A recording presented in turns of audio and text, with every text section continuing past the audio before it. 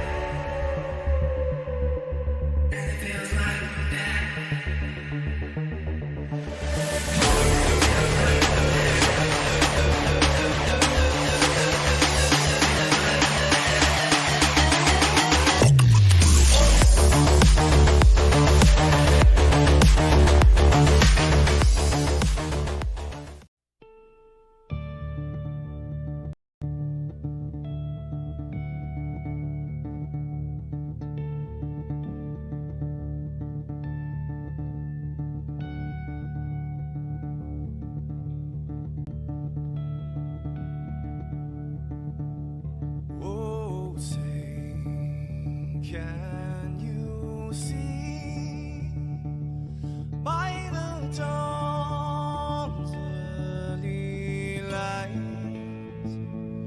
what so proudly we hailed at the twilight's last gleaming, whose broad stripes and bright stars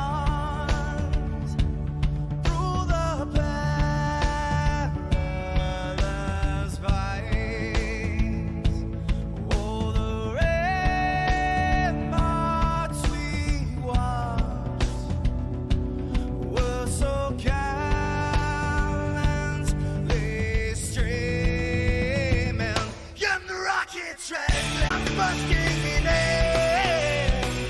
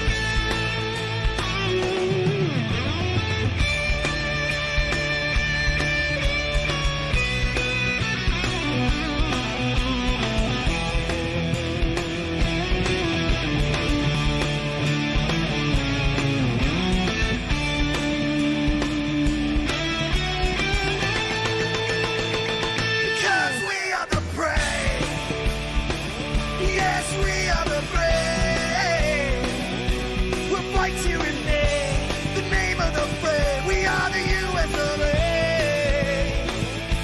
For those unaware, that flag is still there. It's our future to save, this land of the brave, the US of A. Oh, say that star-spangled banner yet wave for the land of the free. In the home of the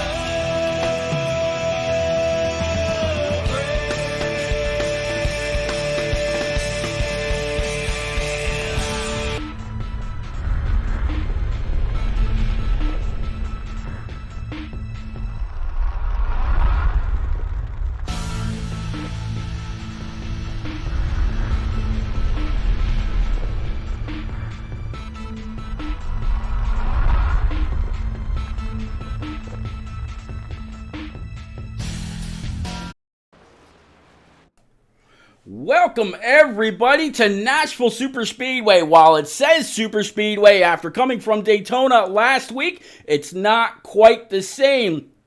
This is a very short 1.3 mile speedway in Nashville, all part of Music City. And how about it? It's going to be a phenomenal time. Kyle Pendergraft won in a phenomenal fashion last week. Big push from might as well say 3 or 4 guys because they all wrecked right behind him. But man, again, welcome to Nashville. This is the Nashville 150. Got by my side the one and only KS Gaming 51, best known as Kurt Swatsworth. Kurt, we're in Music City, buddy. Who is gonna get that virtual Les Paul guitar and try to get it done tonight? Who you got? I was just in Nashville myself a few weeks ago, so this is kind of a refreshing thing to go back and see the track.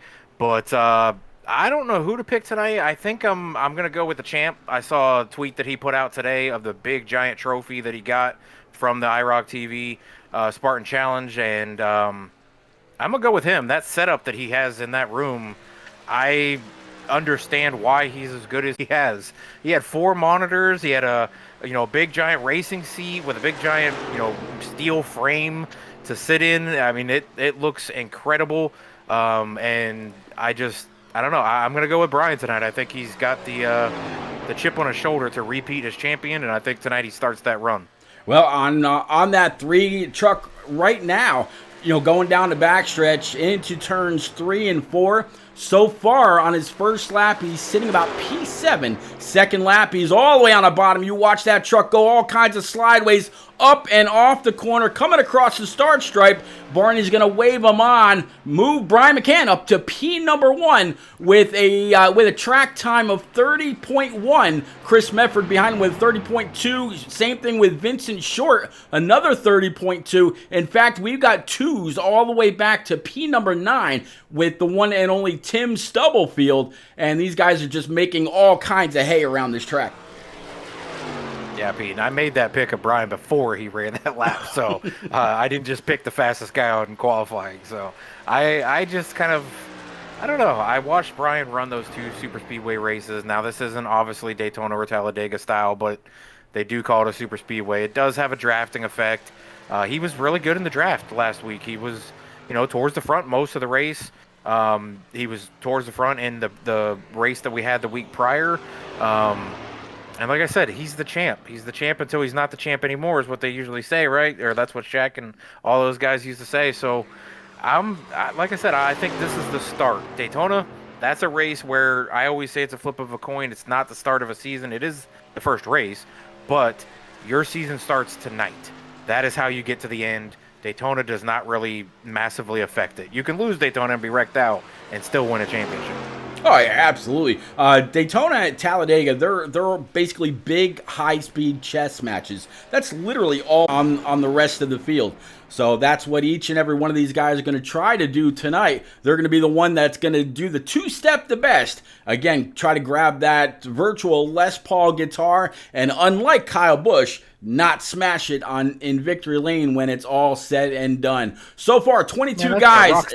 Hey. I knew you were going to comment on that. Kyle Pendergraft is going to be the last one to take time so far in his number 14, all the way back in P22. Bill Hales, Justin Heislip, and Dakota Clark have yet to take time. Out there on the YouTube side, Jennifer Ray saying hashtag StubNation hometown. Right there you go. Couple Tennesseans out there. What is it? The volunteer state, I believe, is what they call it.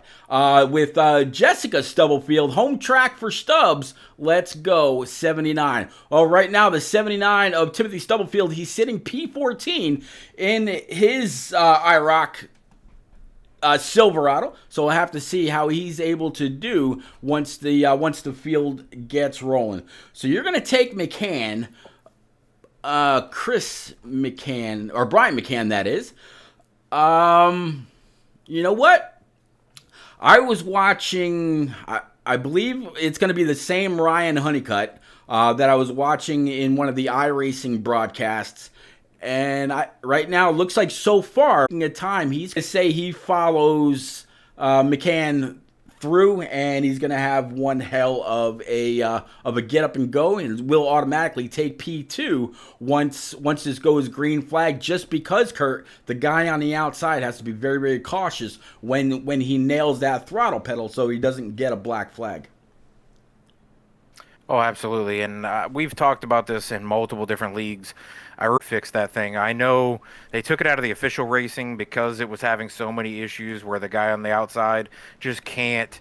It's so hard to judge, and if you don't pay attention to it, like down to the precise millisecond, apparently, it'll throw a black flag. So, yeah, the outside guy has an extreme disadvantage. I think that's why a lot of guys have stopped swapping to the outside. In a lot of leagues that allows you to do the choose cone if you were the front row or whatever they're doing because of that. So you see a lot of guys using the inside line rather than using the outside line, even in a predominant racetrack that has an outside advantage on the restarts.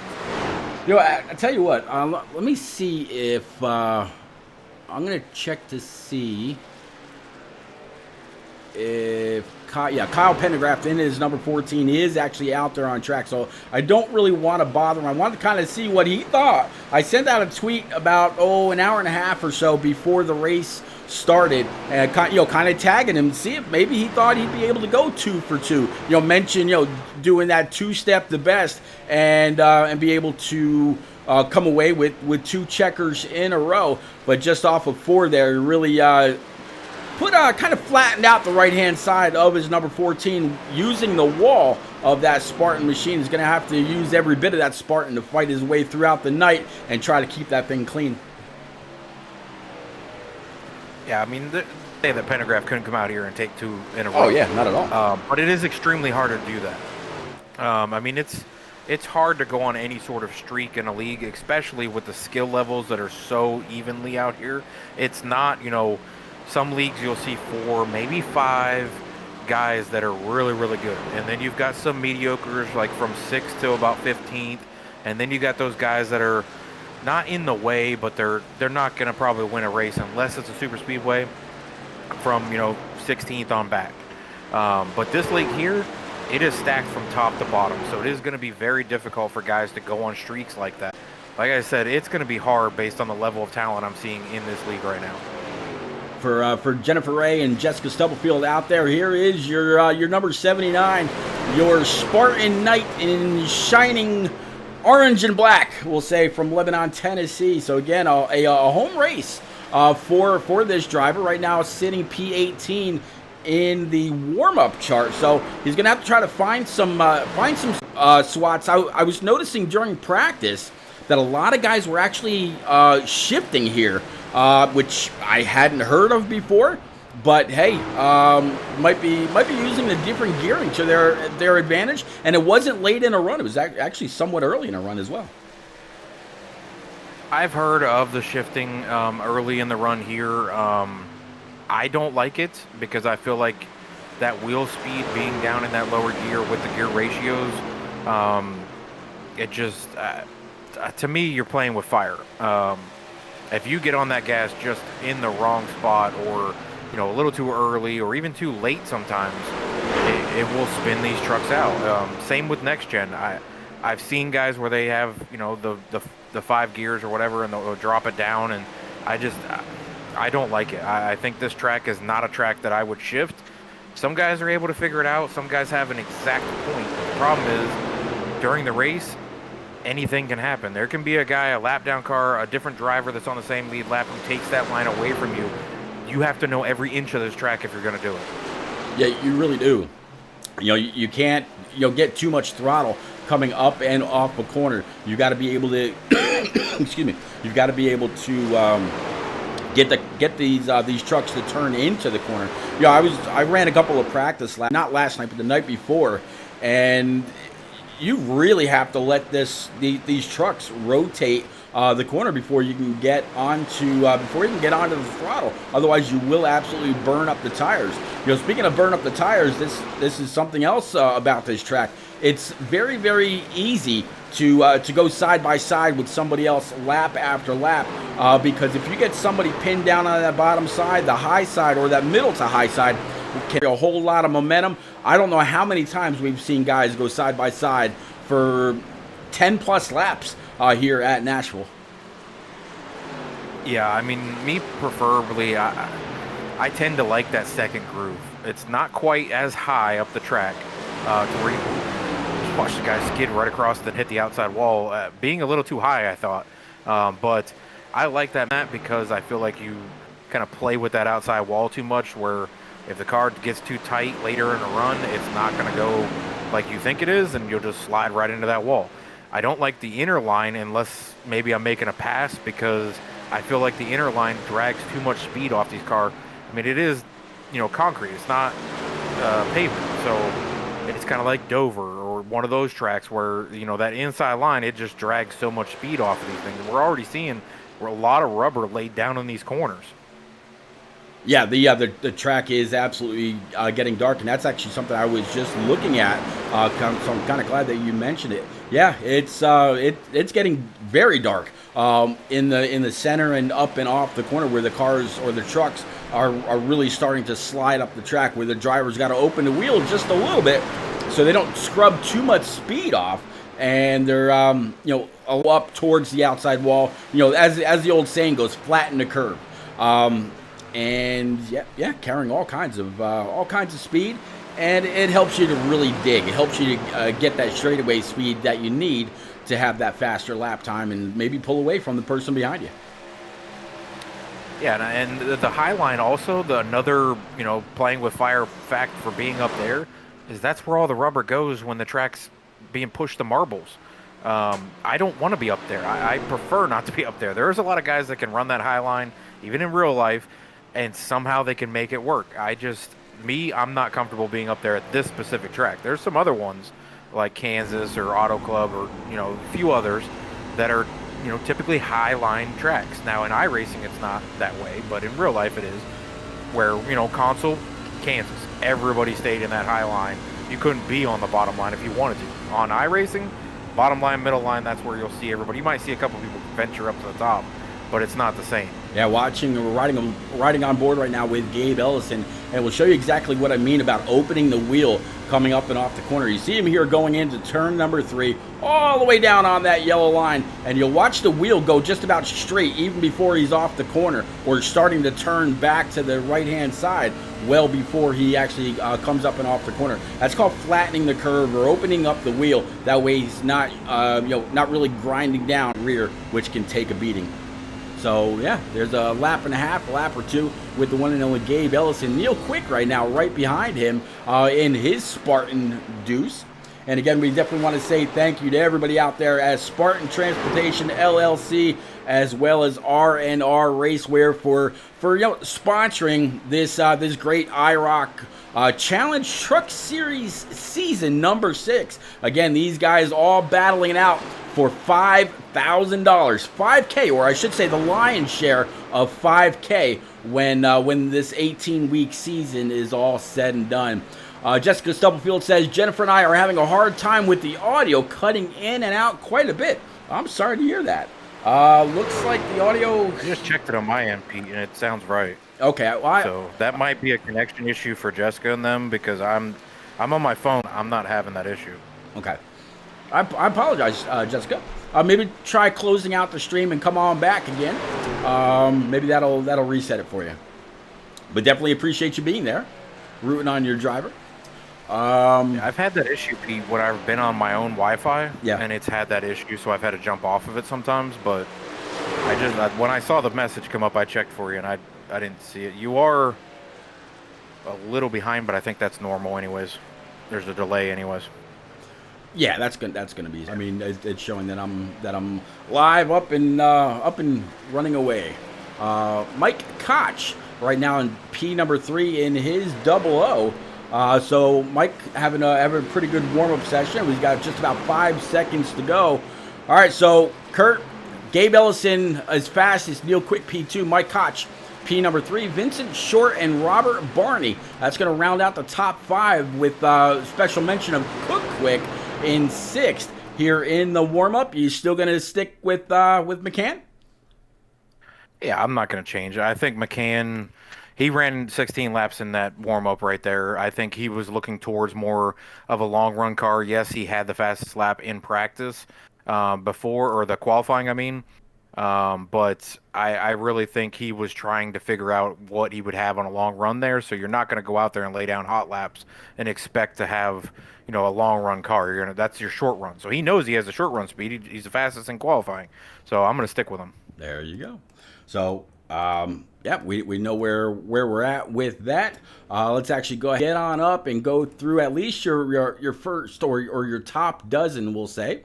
Looks like Brian McCann, your pick right now. He's going to start P number 1 with Kevin McCann in second in his 33. So he got a 3 and a 33 for the top row, or the front row. Ryan Honeycutt is going to be third in his number 18, with Brandon Mefford in his 83 is going to start P number 4. P5, Ryan Crooks, your shootout winner, in his number 1. Neil Quick to his outside in the deuce to round out row 3. Row 4 is going to be Chris Mefford in the 46, with Gabe Ellison 8th in his number 27. Joshua Funkhauser in his 81 is going to sit P number 9, with Vincent Short P10 in his number 15. Robert Barney in the 16 is going to be P11, with Mike Koch to round out your top 12 in your first 6 rows. You want to take the rest? Yeah, sure. That's number 13th place is going to be Byron Jones starting us off. 14th is going to be Timothy Stubblefield that's out there with fans in the chat. Going to be 15th. Douglas Wasaki is going to be 16th. Cook Quick is going to be 17th. Chris Wally is going to be going 18th in that 51. Matt Henry 19th. And Stoney Benfield is going to be 20th, rounding out the top 20 people. There we go. So the 3 and the 33, they're on the front row. Pace car is pulling off. We're going to get going. We're going to set this night on fire. Barney's got the flag in hand. Green flag's out. Kurt, let's go. Yeah, I'm not surprised to see the McCann brothers up here at the front. I said McCann was somebody to watch for tonight, and obviously his brother, I'm going to say, is McCann number 2. I don't know which one's older or which one's not, so I'm probably wrong on that. But, yeah, not surprised. Ryan Honeycutt also. Yeah, Ryan Honeycutt, I thought that he'd be able to get on up there and take that spot, away from the outside line. But I'm going to guess the brothers kind of saying, okay, ready, set, go, right when they were getting on the throttle. As they come across to complete lap number 1, it's going to be Brian McCann to lead the way. Yeah, Pete, and the McCann brothers, Honeycutt, Neil Quick, and Crooks were up front a lot last week at Daytona. So not surprised to see them up here. I'm kind of surprised to not see Pendergraft up here in at least the top 15. He is currently 19th last week's winner at Daytona. So kind of surprised by that. Yeah, I'll go back and pick up Kyle Pendergraft right in his there he is, in his number 14. So coming across the start stripe, going down into turn number 1, trying to turn underneath the 44 through turns 1 and 2, maybe try to get a good launch up. Now this will be interesting if these guys go side by side. What I was talking about earlier about a whole lot of side by side racing and what they are absolutely capable of, which I believe the 34 and Mike Koch, there we go, in this 00 right now. They are side by side, and this is a battle for P13. Yeah, P. And with this track, if you get side by side, you better make that pass quick, because like we've been talking about, it definitely hurts to stay side by side with somebody. It allows the guys in front of you to pull away because you're blocking a lot of the air. It clogs up the back behind you. Also puts you in danger of somebody else trying to go 3 wide around you, and whoever you're side by side with, because you're a little slower side by side. So you're hurting the tires. You're not able to get the runoffs, the corners, so a lot of guys just stay side by side. So if you're going to make that move, you better make it quick and easy and dive them and go, because you could be there for a while. Absolutely. There's the 00 and the 12. Again, go back side by side. Well, you see 00 and the 12 made contact. And so, yep, there it is. 12 hard up into the outside bin. I don't know if that was a case of a side draft gone bad or what exactly happened right there. But Mike Koch and Tim Schofield definitely getting into it. And it looks like the 12 absolutely took the brunt of all that action. Let's go ahead, go back, and take a look at it all right now.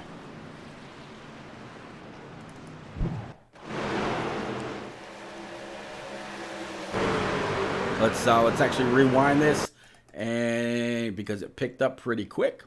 I mean, we definitely saw what happened, and here they are, Kurt. They're side by side. We're going to go ahead and play that. You got the 34 IROC machine right in front of them, and it looks like 12 is going to pop up. Might be a little bit of net code. The 12 or the 00 tried to recover, and nothing doing there, and 12 just face planted into that turn 3 wall. That was a pretty hard lick for the 12. Let's go ahead and bring it back live. Actually starting to get worried in front of them as the 51 and a couple others were side by side, and whoever it was that was battling the 51, I think it might have been the 79 of Timothy Stubblefield, definitely cut the nose off of whoever it was that he was riding next to. It was very, very close, and I thought we were going to have an incident there because when he cut him off, his back end got a little squirrely, and I wasn't sure if the guy he cut off was going to give him room or if he was going to, give him a nudge and say, hey, I didn't appreciate that this early into the race, but it happened further back. So, well, let's see if we can have a quick chat with driver 83. He's sitting down there in team comms. Let's see if we can't pull Brandon Mefford up right quick. Brandon is repeat and Swat's up in the booth, but you got a copy in your leading number 83 Spartan transportation machine. I got you. How's the track feeling for these Silverados this evening? Well, I'm sure you guys didn't notice, but I got here and turned 1 lap before driver's meeting, and I got a lap of qualifying. So the only practice I got right now is the warm-up session. So I'm worried I'm burning the right front up. I just went by Brian pretty easily. Didn't think I was pushing too hard. That's going to be doing that right at the moment. Well, but hey, maybe you just got the best of old number 3, the champ, which will now restart to your outside. But I'll get you back down with your teammates. Good luck, go get them, and yeah, as always, keep the shiny side up. Appreciate it, guys. You got it. I hope I got him back down to where he was supposed to be. Oh, I didn't. There, I'll get him right now. There we go. All right, so I got him back down with his teammate. Jennifer Ray saying her audio is now fine. Good to hear. So what do you think about that? Those 6 laps right there, bud. Any surprises so far? Not really, because the top 10 really hasn't changed a whole lot. They might have, made one position. The top 10 pretty much looks exactly like it did when it started this race. Medford moving up to the front. Not super surprising since he said he kind of, went to the front like he just did, and McCann let him go. McCann's a smart driver, so if this is a conserved tire track, I think McCann's probably trying to pull a fast one on him, but hey, from the front you can block. So Yes, you can. One of the hardest spots to take, because as you work your way through the field, the competition gets harder, and that is P number 1. So the 83, he was saying that he might have been burning off his right front. Was he doing just that? And the 3 saying, hey, man, you go ahead, I'll catch up with you. Or, hey, maybe the 83 just actually has something for him. I think he was one of the guys that I said had not yet turned a practice lap before we went live, as now he's got a battle between himself and Kevin McCann in that 33 Spartan Transportation Silverado, trying to duck underneath. And if he does, if he is able to make that pass, or at least pull to his inside, almost completely block that track. There is a third line here, but it doesn't carry much for these truckers. yeah, if you're going to be in the lead, I think you have to be in the middle of the first lane, but you're part of the second lane as well. Almost ride the seam right down the middle of your truck. That blocks the bottom lane and the second lane, to where somebody either has to stick their nose in there or try to go around you in the third lane. And I mean, the third lane is doable on long runs. On short run line at all. So I mean, yeah, like I said, he's in the front. Whether he maybe burned up his stuff a little bit to get there, I mean, he only went up 3 positions, so not a whole lot of time it took him to get there. We only ran 6 laps. Now that he's out front, he can just kind of coast, cool those tires, put that seam right in the middle of his truck, and block both lanes. There you go. And it is somewhat easy to do. If you can straddle that seam, they can't get under you. And I mean, especially for, except for maybe the front stretch, kind of go down on the apron just a little bit. But on the back stretch, yeah, it's going to be kind of hard to do a whole lot. I mean, you can go off track, but then you really risk, getting loose or having some other kind of a problem. But it looks like, Kurt, we're kind of getting kind of drawn out just a little bit. Working lap 13 of 150. So this track is 112 laps, or 112 miles, I should say, from this. No, wait, I'll get this right. I promise. Yeah, you know what I mean. Not our strong not suit. Not my strong suit, but yeah, it's a 150. So yeah, it's 150. And man, it's gonna be a long night if they what's that? I think it's like, what, 160 miles? Something like that, yeah. When earlier when I was trying to figure out exactly how it all worked out, I took the track distance, which is 1.3 miles, and divided it by multiplied it by 150. So my mind is not right there. But yeah, so how about this battle right now between a couple of guys that know each other pretty well? Ryan Honeycutt right now sitting P number 5, and Ryan Crooks. The battle looks like Crooks is going to try to work his way to the inside, and this is going to be one of those battles I talked about earlier. If Crooks can get to the inside, these two can go side by side, lap after lap, until somebody comes on up from behind, or they catch one of the guys in front and somebody gets a little bit of draft help. Yeah, I mean, you can see too that, Ryan is kind of staying in the second groove and diamonding down to the bottom line, or dropping down to the bottom line as he enters, which is not allowing Ryan to stay underneath him in the corner. So Ryan got there for maybe a half a lap, and then Ryan Crooks got there for half a lap, or one corner essentially, and Ryan Honeycutt was able to carry more speed off the corner by doing that, and then was able to pull back in front of him and then do the same thing again. So unless Crooks can get in there and get side by side, then it might change a little bit, because Ryan Honeycutt won't be able to drop down in front of him by going deeper into the corner, which is what he did to stay in front of the one. That's what I'm talking about the 83 doing up front, because as long as they don't get door to door and you can't go down to the bottom at all to get back in front of them, you can carry more speed in that second line for sure, but you got to really pinch those guys down on the bottom. And right now he's doing it. I mean, we're 17 laps into this race. He has run a little harder. He got out to about 3/10 of lead out in front of the McCann brothers. They've reeled him back in now. So, like I said, I would have probably got out there where he's at, got to the front, and then just, kind of took a Sunday drive, essentially. Just kind of cooled those tires and watched it as I was going. There you go. All right, so especially if he was worried about it.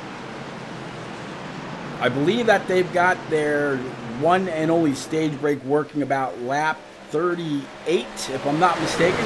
Right now working lap 19. So what do you say we try to go on through the field and kind of introduce everybody that's taking part in season number 6 here in the IROC Challenge Series. Again, everybody going to be trying to fight their way through to win the lion's share of $5,000 when it's all said and done. So let's let's go. Had a lead change. What's that? Okay, yeah. You just had a lead change. Yep. 33. You just went up to the front. I'm up there. Got him. Yep. Talking about Winston-Salem, North Carolina. Is he blinking out just a little bit? And you got the 83 to his outside from Knightstown, Indiana. Talking about Zoe's Place and Race for Riley. Then we got Brian McCann, last season's champion from King, North Carolina. He says, when in doubt, go faster. Just don't burn up the right front. And he got a glimpse of what his trophy is going to look like from his championship last season. I want to say that thing's at least 3 or 4 feet tall. It's absolutely gorgeous. 27. So far, Gabe is up 4 spots from where he started, solidly inside the top 5. Ryan Crooks, talking about where they started. He is running P5 after starting P5 from Madison, Alabama. The guy had a great race in the shootout and came up just shy in the Daytona race. But right now, again, sitting P5. Quick right behind him, also right where he started, so nothing gained, nothing lost for the Deuce of Neil, sitting P number 6. Chris Mefford, third verse, same as the first. Another one right where he started in his 46. Another one from Knightstown, Indiana. Falcon Motorsports Race for Riley and Zoe's Place. Ryan Honeycutt back here, and talk about being back. He's back 5 spots in this number 18 right now. And he said that he really wanted to try to finish inside the top 10 after not having such a great race at Daytona. So far, he's up 4 spots inside the top 10. Robert Barney right now sitting P10 in this 16. He's up 1 spot, so long way to go. We'll see just how much more speed this Spartan machine has in it before the night is over. 11th place is going to be the 81, down 2 spots for Joshua Funkhauser. And another one, you know, he can get up there. He just might need, he might just be waiting on that, on lap 38, where we can all get racked and stacked back up one more time.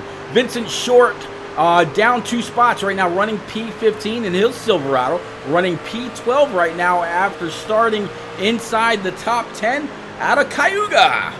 And let's see, Matt Henry right behind him in the 44. He's up 6 spots, so he started in P20. Again, right now running P14. And yeah, he's an IROC Challenge Series driver. Stoney Benfield in his 75 Silverado, also up 6 spots. Right now running P14 from Albemarle, North Carolina. Definitely know right where that is. Chris Wally, right with him. As soon as he was blinking out just a little bit. Yeah, Rebecca, that's actually the driver's truck. If they blink a little bit, the screen goes black, and there's nothing I can do about that. Some drivers, it's just the way that it is.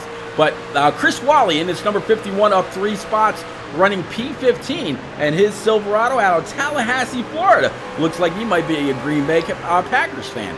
Cook Quick back here at P16, up 1 spot in his number 23, with Mike Koch right behind him in his 00, down 5 spots, and we saw that contact earlier. He's lucky to be right here and not completely blown up with how fickle these trucks are, but still overall up 4 spots, sitting P18. P19, down 3 spots, going to be the 34 of Belleville, Michigan's own Doug Wysocki. It says liverfoundation.org, suicide.org, and L's Place. P20 is going to be Timothy Stubblefield. Stubbs in this number 79, sitting P20, down 6 spots on the night so far. Again, from Lebanon, Tennessee. So a home track race for him. Bill Hales back here in the 53, up 2 after starting 23rd from Mount Washington, Kentucky. Peyton Davis in the 84, down 1 spot, sitting P22, with Tim Schofield right behind him. You know, it's funny, I was joking around with the McCann brothers and Schofield earlier. Their room is called McCann, and Schofield. Told him it sounded like a lawyer firm. But he's down 8 spots right now, sitting P23. Justin Heislip back here in his 99, sitting 24th. Nothing gained, nothing lost for him. Same thing with the 32 of Dakota Clark out of Knightstown, Indiana. 3 wide with DJG Podcast. Check him out. All right, so Kurt, that is all the way through our 25 driver field. And we're working lap 29, so we should see green flag, caution flag stops here once we get to the one and only stage break. Yeah, and Pete, just to relay what Jessica and Rebecca, I think, are talking about, I'm listening over and over while you were going through that whole thing, and your mic is cutting just a little bit. It, like, spasms, almost like it's like a short. Okay. Is what it sounds like. Like real, all right, real quick in your speaking. So I don't know if it's the mic or if it's a connection. Or, well, I will move I don't know if it's YouTube. I'll move my mic just a little bit closer. Hopefully that works out just a little bit better. I just didn't want to have the boom. It's see if we can do that with everybody that's out there. Again, whether it's on Facebook, YouTube, Twitter, or IROC TV through your favorite Roku TV or streaming device in 4K. Welcome aboard. 32 coming down pit road, Kurt. Yeah, I'm not surprised with a couple guys coming down early. It's I mean, Dakota's 1 lap down.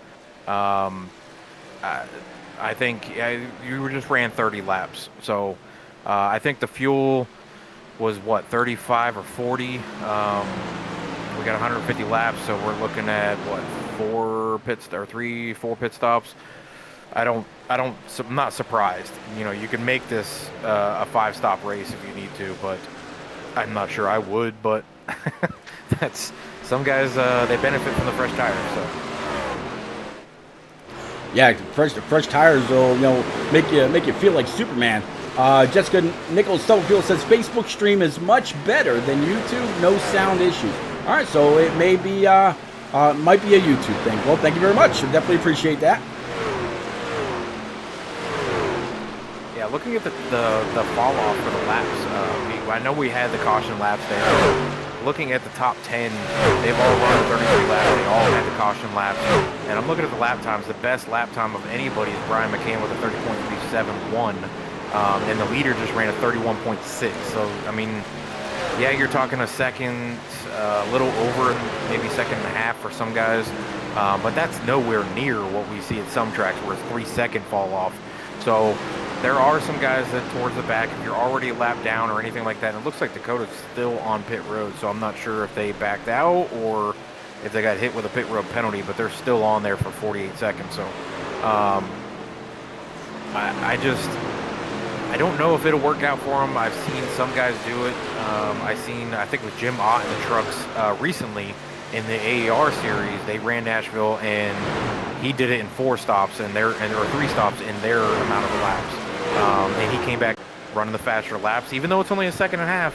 It's a lot of time compared to losing. So if you can gain it and you're in the middle of the field, I maybe risk it, but I wouldn't do it if I was in the top 10.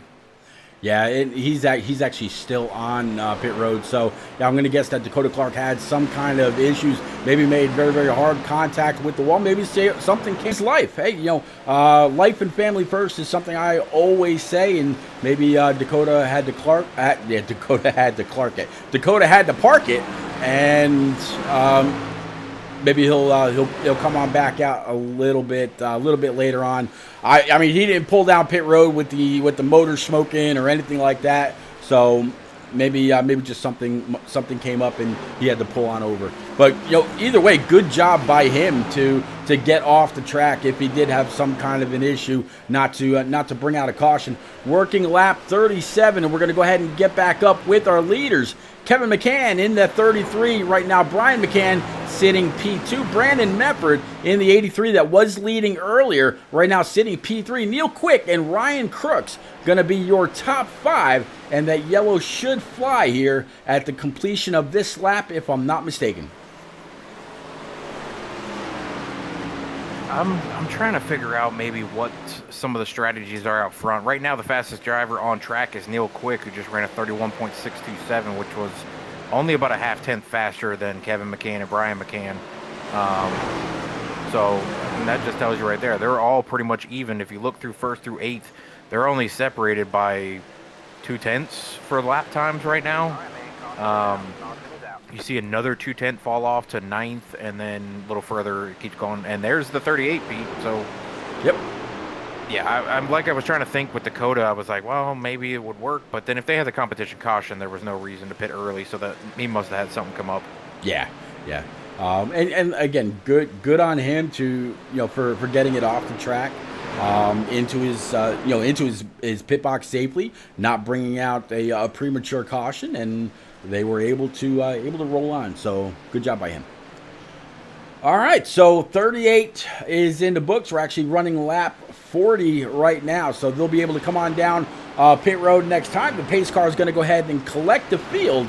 Everybody will come on down, grab 4 brand new Eagle fuel goods. Go ahead and fill it up with that Sunoco E15 virtual racing fuel here from virtual Nashville, Tennessee. And there's a pace car, lights on, 33. This is the slowest he's gone all race long besides when we started. And so The guys that might be able to pull a little strategy, even though I don't think it'll be a winning strategy unless they're maybe anticipating a caution here being that everybody will be restacked and ready to go, is maybe Koch and Stubblefield, but both of them just pitted, so that took that out the window. But they had only 34 laps on their tires. If they were expecting maybe guys to be a little more aggressive in, lap 1, lap 2. I mean, we had 6 laps before the first caution came out, so that was with everybody stacked together. It's possible that could have been a strategy, but they didn't do it. So I thought maybe they'd just go with rights only, but everybody's going for tires. Yeah, with a long run like that. Oh, and just as you say that, Mike Koch looks like, I'm going to guess he rolled. Yeah. He rolled through. Yep, he rolled right through. So he didn't have a pit stop. Yeah. So Mike Koch having an issue, and I can just about imagine that Double O will come on back down pit road and giving the lead back to driver 33 here, Kevin McCann. Brian McCann again right behind Brandon Mefford, Neil Quick, and Ryan Crooks. So pretty much the same way that they went in. Yeah, and this isn't going to be terrible for the 00 because he wasn't towards the front. I mean, he was in the middle of the pack. He was 14th. So he's going to come down pit. He's not going to lose a lap. He is going to get extra fuel compared to everybody else. He did roll through pits, so that doesn't give him a black flag for entering the second time. So he's going to have a little bit more fuel mileage. This may actually benefit him if his truck still has some speed. He does have some damage down that left side from that early incident with the 12. So this could be a good break for him, actually, rolling through and being able to stop a second time. So we're bringing up the one and only Kevin McCann, leader right now in this 33. Kevin, you and your brother in the 83 have really been able to get on up there throughout the first 38 laps. How's this track treating you so far, sir?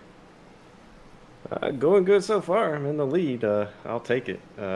It's really tight out here, so just trying to experiment with the tire wear, see where... Right around lap 5, lap 6, but after that it's been all clean and green. Everybody kind of giving and taking as much as they could, and still, pretty much keeping it clean. We have seen some people bounce off the wall just a little bit. What's it going to take to grab the W tonight, sir? I think track position is really important, and then it's going to be all about tire wear here tonight. All right, buddy. I'll go ahead and I'll get you back down there with McCann and Schofield, and see if you can't go on up there and take one from driver 3. I appreciate it. You got it. All right, so let's get him back on down and back into his team comms. So Kurt, the 33 definitely looking very strong. Maybe taking a few notes from Brian tonight. I mean, I take notes from my brother, who's better than I am all the time. So I do watch strategies. There's, when there's guys in here with skill levels that either match yours or better, you're gonna follow them. You're gonna learn. And I mean, following drivers that are better than you, that helps you. So if Kevin's not gonna be somebody that's gonna bow down to his brother. So I think it's going to be interesting. I would love to see a Kurt Busch, Kyle Busch series kind of battle between the two brothers, or like myself and mine, except mine beats me a lot more than the other one. I mean, Kyle beats Kurt too, so. There you go. All right, Kurt, the lights top to pace car are out. That modified Ford Fiesta / Mustang / whatever it's supposed to be, coming back to Barney's attention. So we're going to go ahead and throw it back green. Here we go again. Let's go. Green, green, green. Green flag. Oh, but you could see the jump the bottom gets. That's what everybody's so worried about in that outside line, is because of that black flag possibility that iRacing has right now for that outside line. And look at the jump that the 33 and 83 got. 83 was able to jump on the 3 because the 33 had such a great jump compared to that outside line, and everybody got stacked up on the outside line because Brian was trying to worry about not getting a black flag. That's absolutely what I thought was going to happen after that first, I guess you can call it a quickie yellow, and it didn't happen that way. Even though the brothers were starting side by side, the 83 absolutely shot out of a cannon this time. The 83 of Brandon Mefford able to follow suit, and then Brian McCann right now sitting in P number 3. Jessica out there in Facebook now says, fun fact, Nashville Speedway is not even in Nashville. It's in Lebanon, pronounced Lebanon, just 20-ish minutes outside of Nashville, the next county over. See that? The more you know. Oh, your wife and I would both call it Lebanon since we're both from Pennsylvania. But, yeah, I was in Nashville and didn't see a track anywhere. I saw a couple stadiums for football and college football and things like that, but did not see the track. So, yeah, it's crazy that certain tracks are called specific names and they're not even in that town. There you go. Well, I mean, you talk about, the New York Giants, the New York Giants, but yet they play in East Rutherford, New Jersey. So, okay. Instead of a different county over, we're talking different state over. But I digress. 33-83, a little bit of a battle here. 83 all over the tailgate of that 33. Looks like Brian McCann kind of falling back just a little bit, and he's just about in the clutches of the 1 of Ryan Crooks right now, sitting P4 after starting 5th, and Neil Quick right now is sitting P5 after starting 6th. So some movers and shakers, and Kurt, we see it no matter what series, community, or league we broadcast for. The cream rises to the top at every single track you go to. Some track. And I'm not surprised either that Brian backed off. He's only running about a tenth slower than the 2 in front of him. And same with Ryan and Neil Quick. They're all running the same lap times right there in that group of Neil Quick, Ryan, and Brian McCann. The 2 in front are running a little hotter laps than I thought they would at this moment. But we saw Medford run hot laps kind of, and I'm both shooting out of a cannon here and getting away from everybody.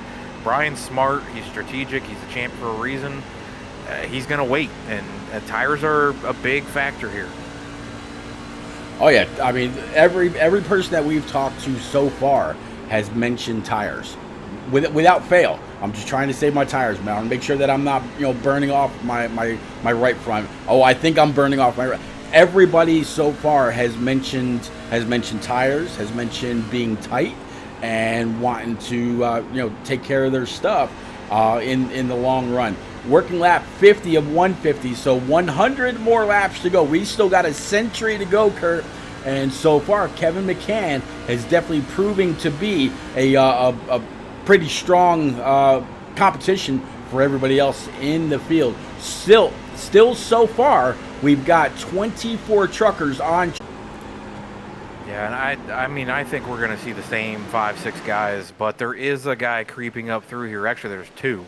Byron Jones is up 7 spots, and Matt Henry is up 11 spots from 19th all the way to 8th. So they're to 9th now, 10 spots. So those 2 have definitely moved up through the field. The rest of the field in the top 10 looks similar to what it was when they started, other than Chris Wally's now up to 10th from 18th.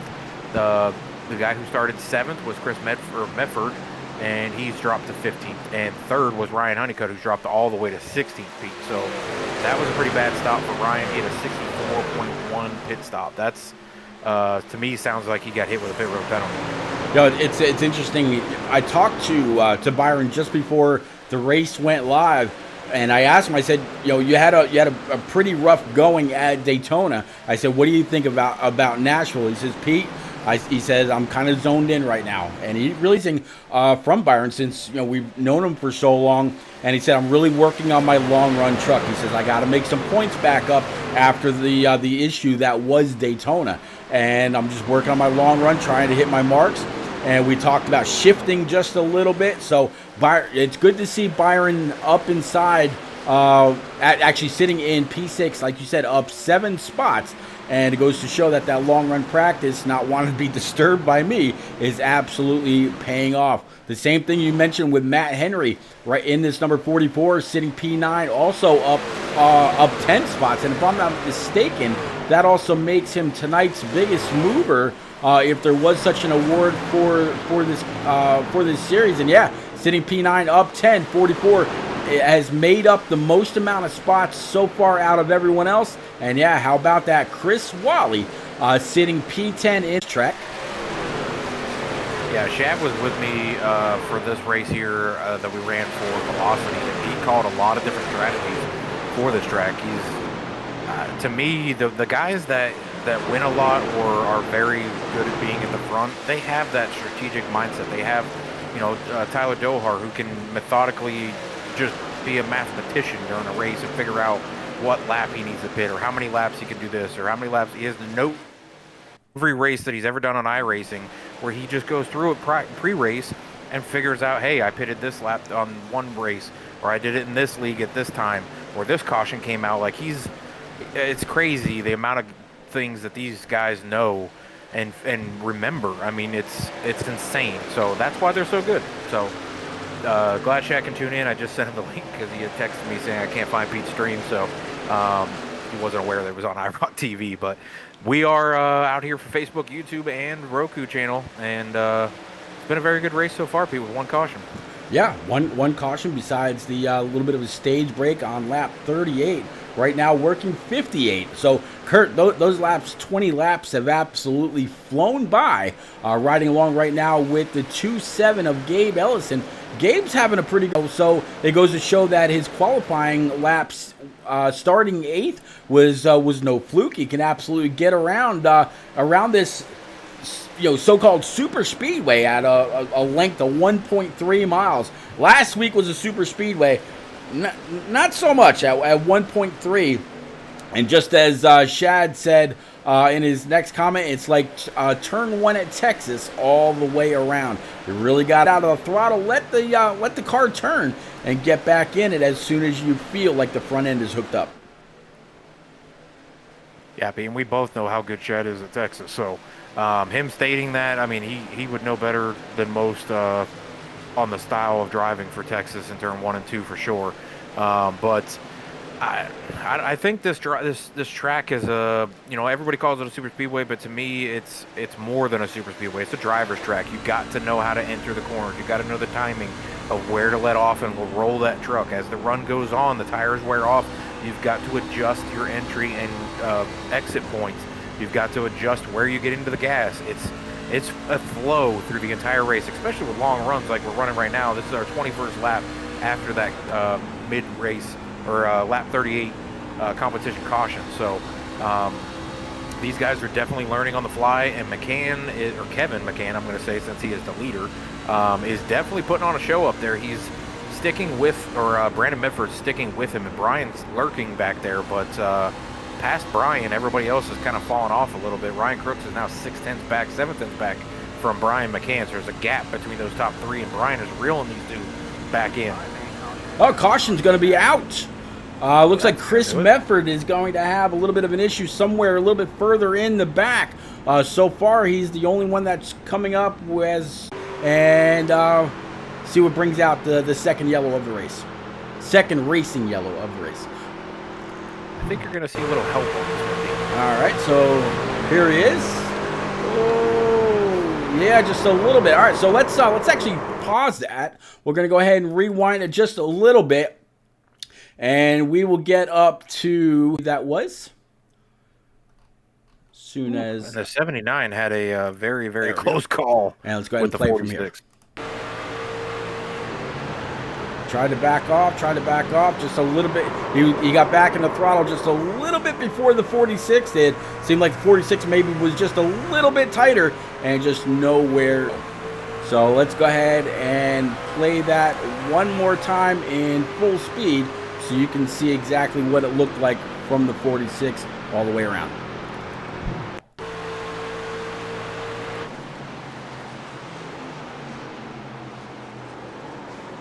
And Pete, the 46 probably not going to be happy with the 18, but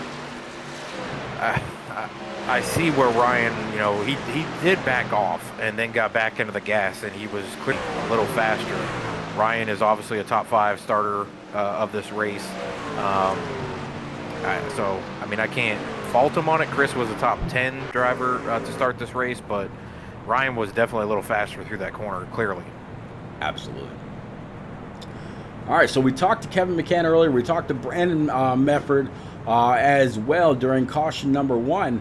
Now, Brian McCann is sitting P number 3. We're going to, interrupt them, and then maybe we'll see if we can't go ahead and pull them on up to the booth. So, chat, it's been an interesting race so far, and whether you're out there, again, on Facebook, YouTube, Twitter, or through Roku, who's it going to be tonight? Who do y'all have? Is Stubblefield a favorite from out there right now, sitting P13? Is he somebody that can work his way on back up and get in contention here, or is it going to be someone else? Looks like they're at least the top 3 are going to stay out, so we're going to see if we can't pull Brian right now and have just a quick little word with our Season 5 champion. Brian, it's Repeat and SWAT's up in the booth, bud. You got a copy in that 3 Spartan machine. Hey, I do. All right, bud. So you've been, after the initial start, you've kind of fallen back just a little bit. You got a little bit of dirty air. Your brother was talking about how tight these trucks have been at certain times, and yet y'all have just stayed out. What are you trying to... And that was a huge controversy. We didn't know what we were going to do there until the last minute, but stayed out. Didn't want to go in the pit and have 10 cars, whatever, stay out and be mid-pack, track position. We wanted to keep track position, so that's what we did. As far as pitting, I can't give that number away, but we will have to pit once. Have to pit one more time. There you go, man. Well, you are your SWATs is pick to go on up here and grab this W. Much in next week. Can you get it done tonight and do as your motto says, when in doubt, go faster? Yeah, I'm saving that tire, and I do not like starting on the outside pole. That's second place. That's tough. All right, buddy. We'll go ahead and get you back down with your brother and Mr. Schofield right now. Good luck, and as always, sir, keep the shiny side up. Thank you. You got it. All right, SWATs. Hey, Pete, I don't know if you can go back and look at maybe that pit road entrance there. I think we're running out of time here since we're going into 3 and 4, but that was a lot of game play. The whole front 4 was almost to the line back onto the track because they noticed that everybody else was staying out. So a lot of gamemanship being played with these guys out front. Brian was kind of hinting towards that with all of them, but they came through the stripes before they got to the grass to get back on the track because they all 4 were playing games with each other, swinging back and forth on whether or not they were going to go. So that's exactly what he's talking about. Shad saying, I have a feeling that like that 46 has been cutting off the 18, and maybe the 18 was tired of it. I don't know. That is the mind of your brother, to say the least. There you go.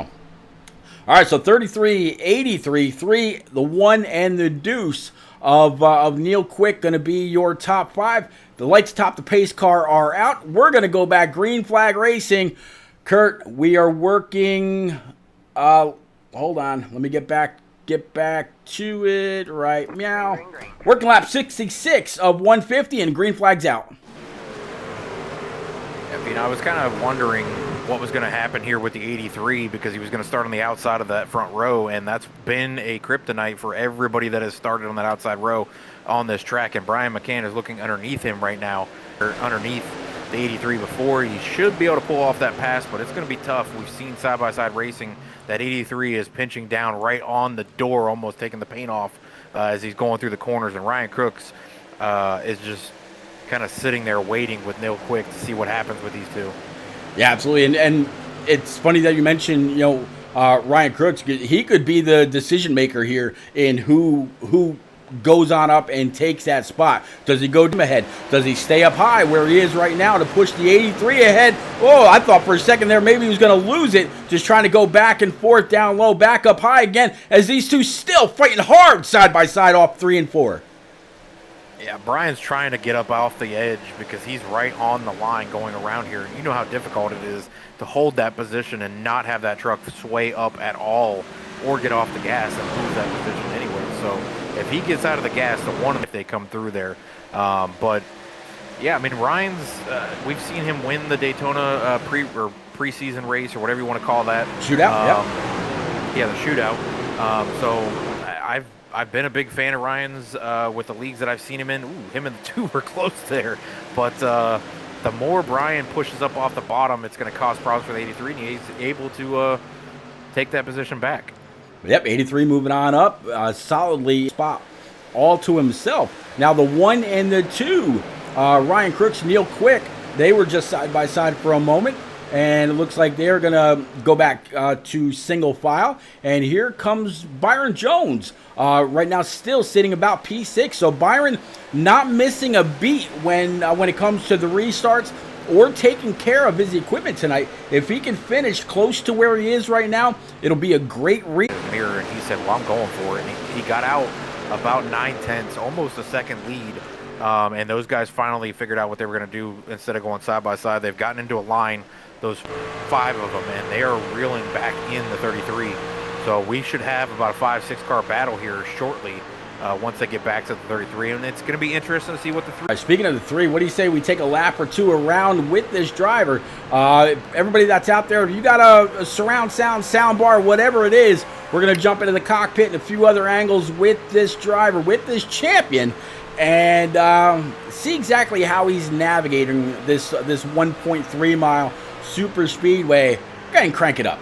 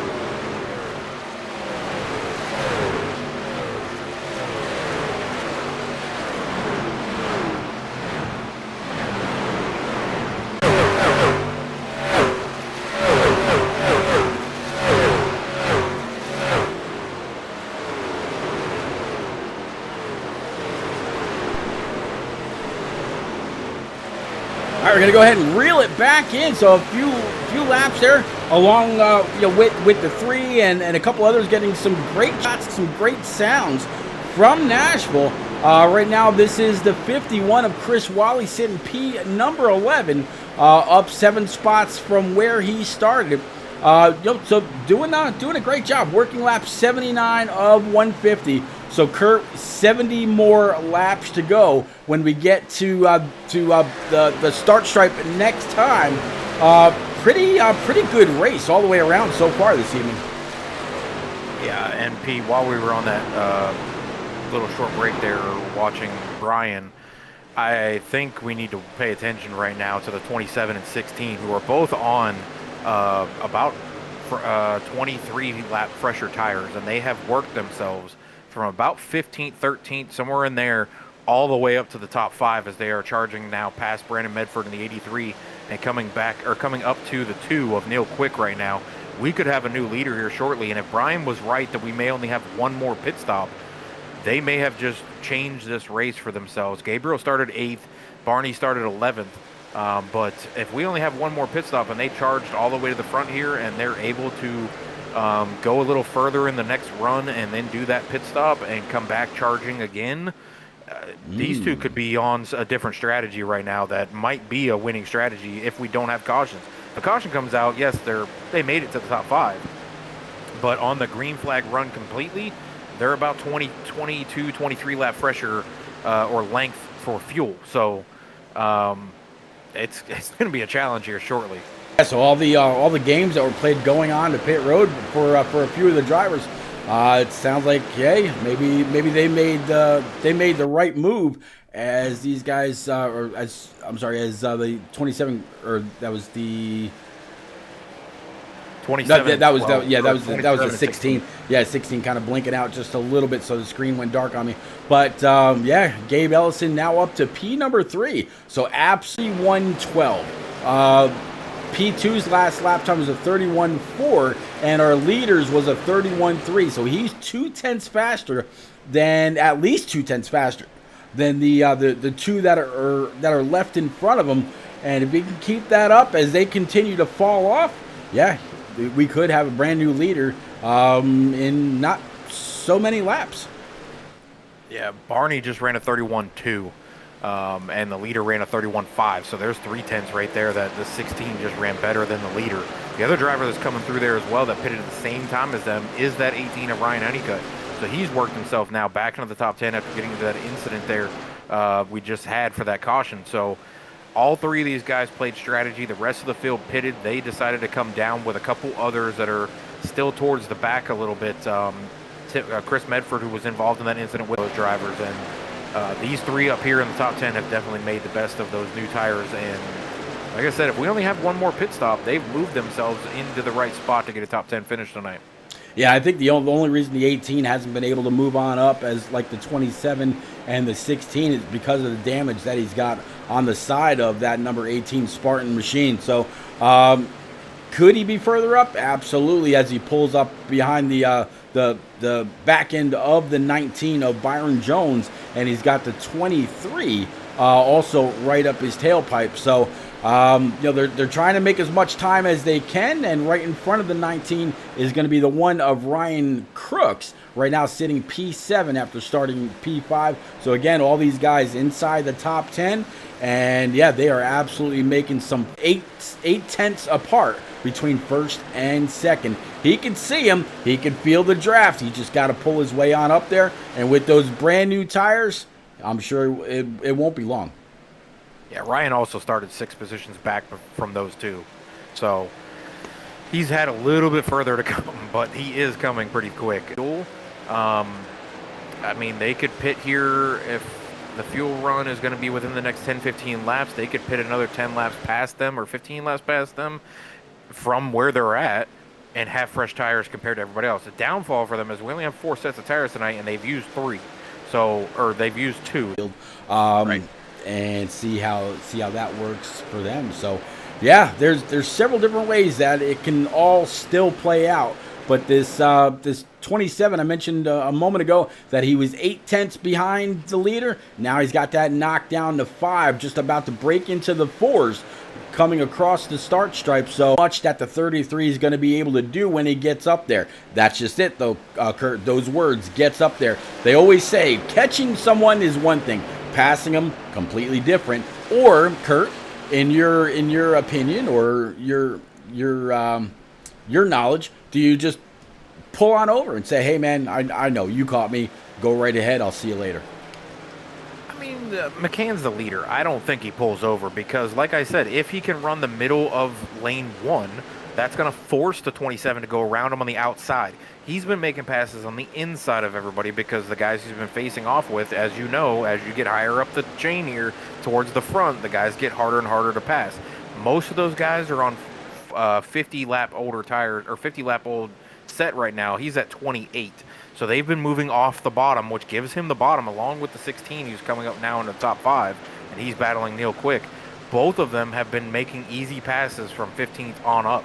Now that they're here, they're having to pass guys a little bit differently, so McCann could block that lane by staying in the middle of the lane 1 and being on that edge of lane 2 to where he forces that 27 to go up into the higher parts of lane 2, almost into lane 3. Well, here it is, 27 absolutely throwing it in. 33 had to check up just a little bit. Last time we were talking about, it's now down to 1.5. 27 had a huge run going into the corner on the opposite side of the track. Does he try to get on by high here? Again, you see him get in the throttle, and then Kurt, it looks like he's getting tight as soon as he gets behind the 33 and has to check up. Well, a couple of the guys have mentioned just how tight the track was coming up and off the corner. The turn 2 and the turn 4 wall absolutely come up really, really quick. Yeah, Pete, and if you have that dashboard for the speed, you can check the 2 speeds between the 2 drivers through the corners. The 33 is letting off a little earlier, which is going a little slower through the corners, and the 27's having to check up to not run him over. So that's what I'm saying. If the 33 stays on the bottom by doing that, he forces the 27 to go to a different lane that he has not been driving, and now he's on a little older tire too, and the further you go up the track, the more it's going to drag you towards that wall on exit, and you don't want to touch that wall at all. Yeah, there you see the graphic on the screen right now.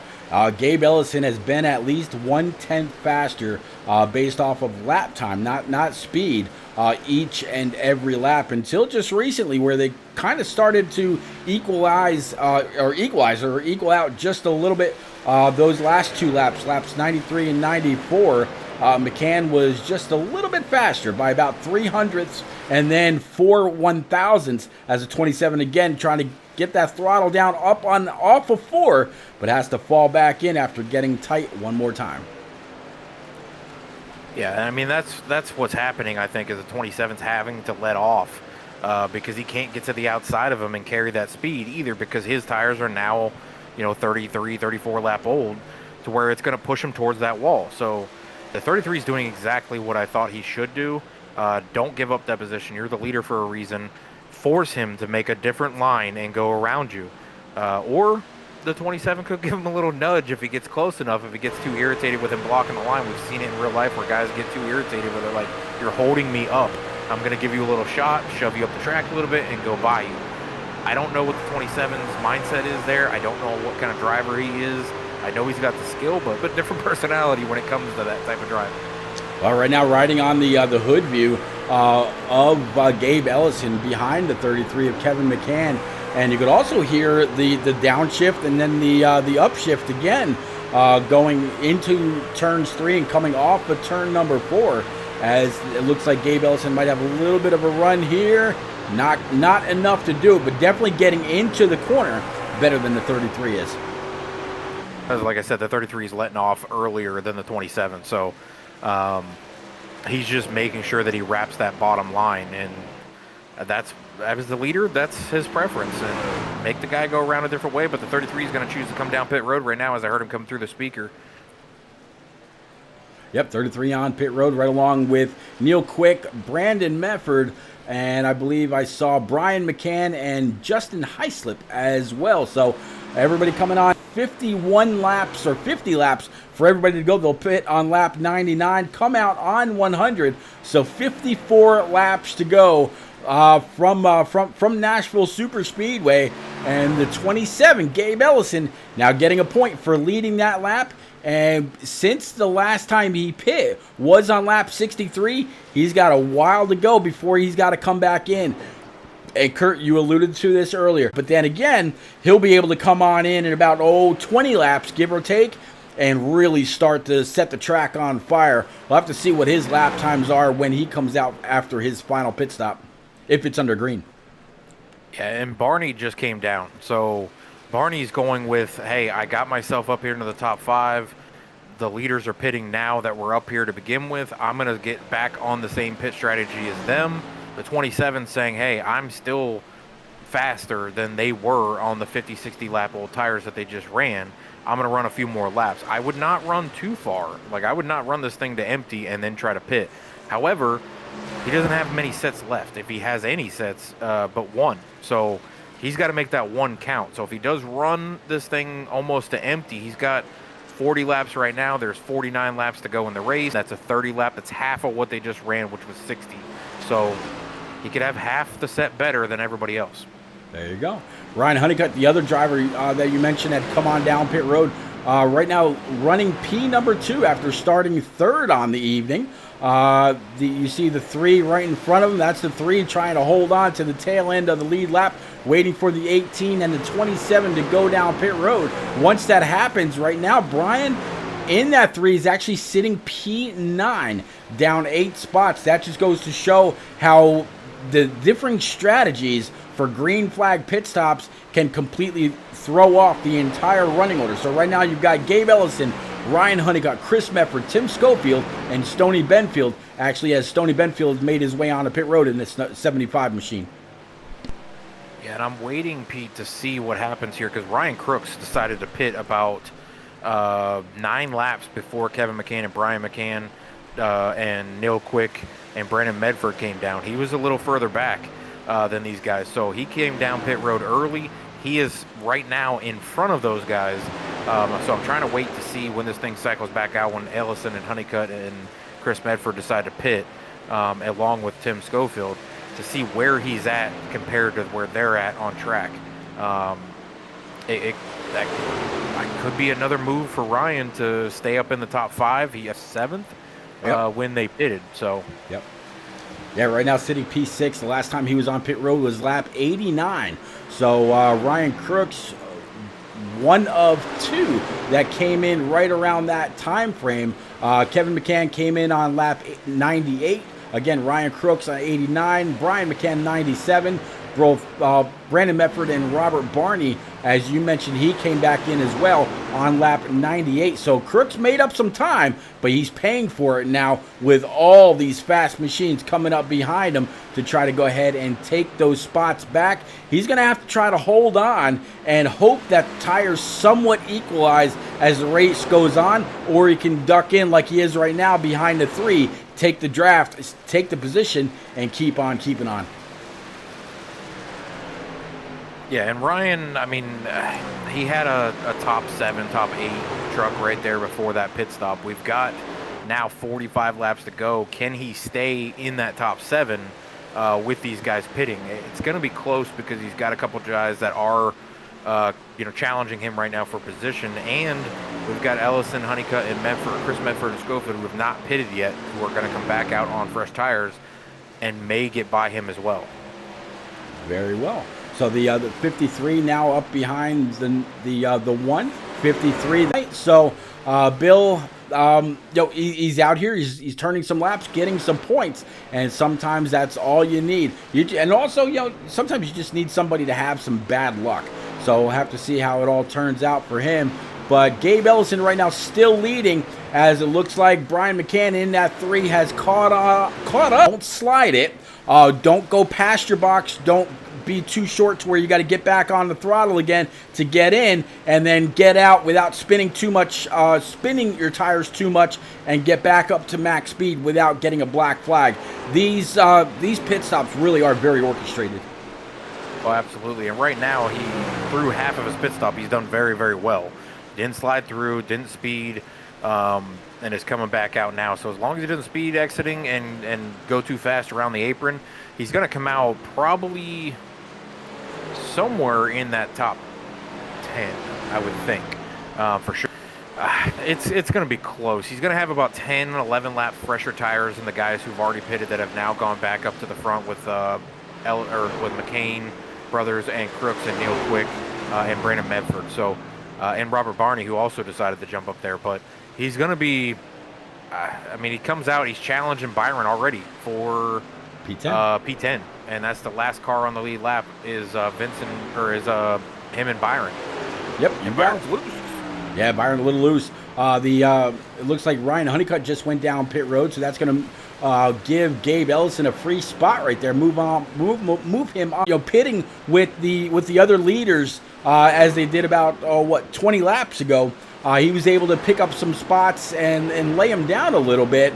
And then you're going to have Brandon Medford, Ryan Crooks, Neil Quick, Brian McCann, Kevin McCann, and Chris Medford. So the 27, he's got the newest tire. 10 seconds behind Kevin McCann, who's sitting second, waiting for Medford to pit, who has not pitted yet. And he's running about, let's see, Ellison just ran a 30.297. Kevin McCann, who's sitting second, just ran a 30.896. So he's running about 6/10 faster than second place, but he's 10 seconds back. So it's a lot of time to make up. It's going to be close if he gets back up there to that top spot. He might have given up too much time. I think he waited a little long to come down pit road. Barney, who came down with those guys, is only sitting 4 seconds in front of him, 3 seconds in front of him. So he's probably going to get by Barney. He'll probably get up to Crooks, Medford, maybe Quick. I don't know if he catches McCann brothers.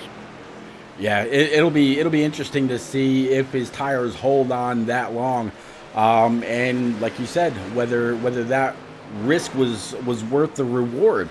He could have said, you know what, I'm going to stay out, see if somebody has an issue getting on pit road. Somebody spins out, yellow comes out, I get a free trip down pit road, and it didn't work out like that. Once everybody was done, making their way on down, grabbing their tires and fuel, coming back out without any kind of problem, merging back up into traffic, no issues. We've stayed green. Just a couple quick cautions on the evening despite the stage break, doing pretty well.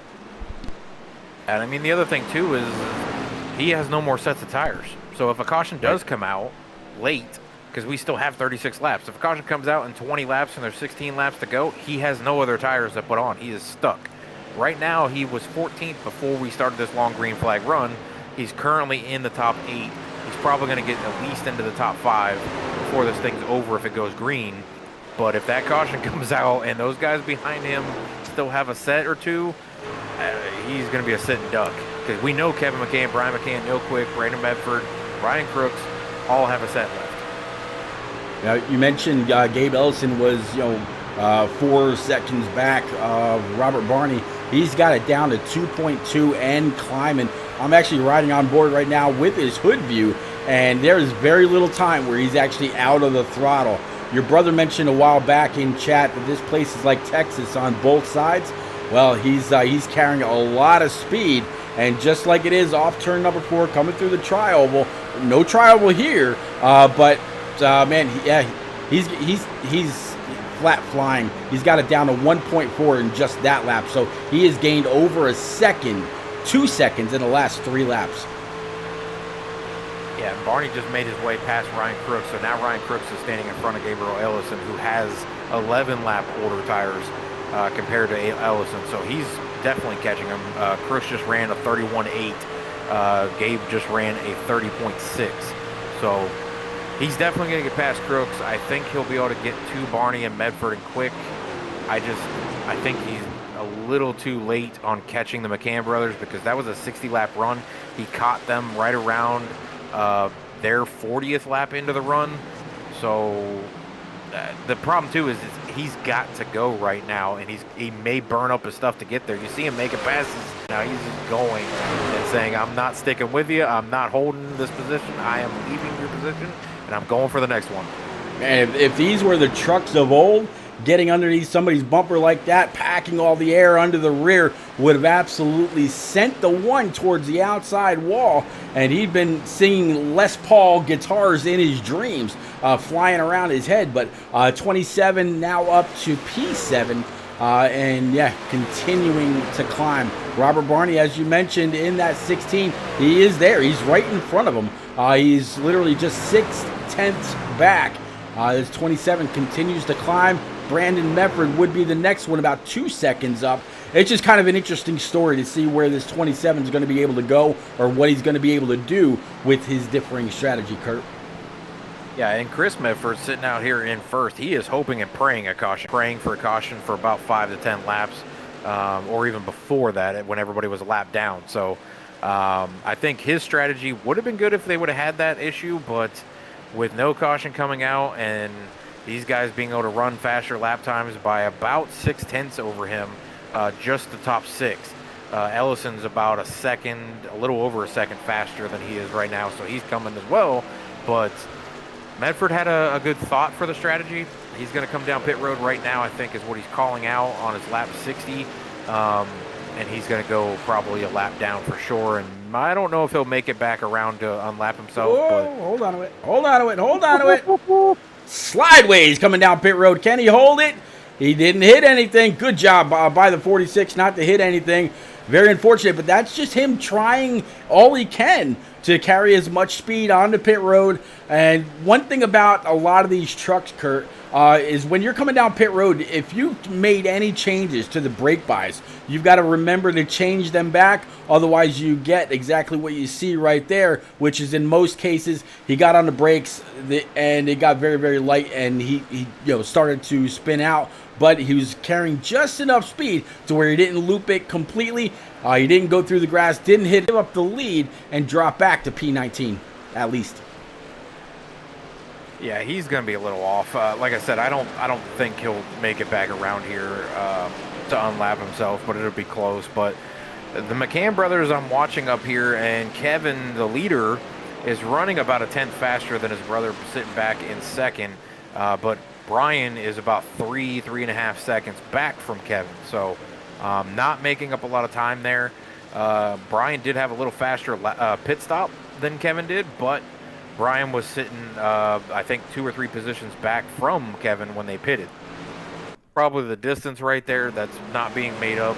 Neil Quick had a little slower pit stop than both of them with a 14.5, and Brandon Medford had a 14.0. And Ellison, who's now in the top.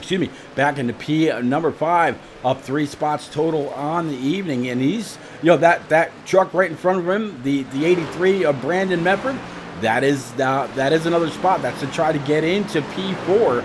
And then Neil Quick is just another 1.2 seconds up from him. So 27 still continuing to claw. Broken record. He is just making absolute great time. But I'd love to know. I should have asked maybe Byron or somebody else that made a long practice run what they were getting on tires, where they started to feel the tires equaling out or something like that. That way I had a little bit better of an idea. 24 laps to go here. Does a 27 have enough time to get on up there and maybe battle with Neil Quick? He's only 1.2 back. We'll have to see. I mean, right now, Pete, just based on what I'm seeing on lap times, the 4 that are in front of Gabriel Ellison all pit basically the same lap. They're all running almost identical lap times. So I think it's right around 20 to 25 when tires start to shave a little bit of time on those lap times. But Gabriel is only at his 20th lap time right now, and he's a little faster than the guys in front of him, but he got held up there by Medford a little bit. And that's what I was saying is if you can hold that bottom, you force him to wait. And the more laps you tick off, the worse it's going to be when you try to get to the next guy and the next guy and the next guy after that. I think, like I said, I think he'll get through Neil. Brian is about a second in front of Neil. Yep. And I don't think he's going to get past Brian. I think at that point, he's going to be about the time that the tires are just no good anymore. I mean, he made the pass on Kevin earlier about this time on his strategy. So he's 3 cars back, or three positions. Yeah, only 3 positions back. And talk about 3. If he is able to get on up to P3, that would be the final step on the podium. So the 27 will have called himself a great race. I'm not sure if he's utilizing his spotter or just suggestions within his team chat or however it goes. But he's left the 83. He's moving on up to the back end of that deuce, coming off 4, about to come across the start stripe. 20 to go. Back into the groove and get to Kevin, but based on lap times, they're almost identical every single lap, and he's still sitting 4 seconds back, 4.5 seconds. He hasn't really made up any ground on his brother Kevin. So I think Brian's probably going to wind up staying right here in the 2nd position unless Gabe can get by him, but I don't see the champ moving over. I think he makes that super difficult on Gabe, and Gabe's going to have to make a decision whether or not he gives him a bump or if he tries to go around the outside. I don't think he makes a pass at this point around the outside of Brian McCann. I am going to go ahead and remove the track map for everybody right now. If you can, Swats, or anybody else that's out there, please clip this. His driver, obviously the 3 on the side, is Earnhardt. His helmet is painted like a smiling face of Dale Sr. with his gargoyles on and all that. That is absolutely phenomenal. I would actually put that as like a background. That's absolutely awesome. That's I don't know how he painted that, but man, that's very creative thinking right there for Brian McCann. That's pretty cool. Let's go ahead and bring that track map up again right now. That way we keep up where everybody's at for the remainder of this race. Kudos to you, Brian. Kudos. Wow. So I was trying to pull that up for you. If you want to go back to it real quick, I'll clip it. Yeah. All right. Give me 1 second. That's just funny. Songs in like the IROC Challenge Series photo library that they've got. That's absolutely really cool. All right, let's go ahead and bring that back and get back to racing. 16 laps to go, and as you can see on the scoring pylon, right underneath the Nashville 150, it says Facebook iRacing IROC. You want to follow right along with Shad Swats, where Jessica Stubblefield, Holler Boys Racing, and a couple others. The IROC series, go on over, give them a follow, and keep up with them. Whether it's asphalt, whether it's dirt, whether it's road, whatever it is.